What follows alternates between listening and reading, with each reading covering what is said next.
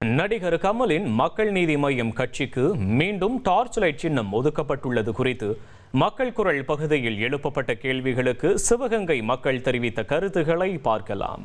2026 அந்த சின்னம் கை கொடுக்கும் டார்ச் லைட் சின்னம். ஏன்னா ஏற்கனவே அதிகமான வாக்கு வாங்கி கொடுத்துருக்காரு. அதனால தான் திராவிட முன்னேற்ற கழகத்தோட ஒன்றிணைஞ்சிருக்காரு. இப்போ இவருக்கு டார்ச் லைட் சின்னம் கிடைச்சதுனால இந்த கூட்டணி பெரிய கூட்டணி திமுக, காங்கிரஸ் இன்னும் பல கட்சிகளோட சேர்ந்து கூட்டணி அமைச்சதுனால நல்ல வாக்கு வங்கி அவருக்கு கிடைக்கும். ஏற்கனவே மக்கள் நீதி மையத்துக்கு டார்ச் லைட் சின்னம் தான். அது மீண்டும் அந்த சின்னமே ஒதுக்குனது மக்கள் நீதி மையத்துக்கு மேலும் சிறப்பான ஒரு வாக்கு வங்கியை தான் அது கொடுக்கும்.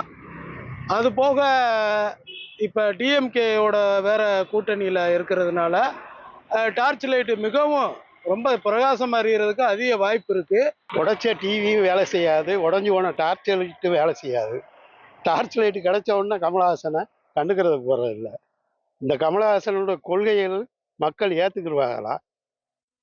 இதுதான் இப்போ டார்ச் லைட்டு கிடைச்ச உடனே கமலஹாசனுக்காக ஓட்டு இறங்கிற போது கிடையாது.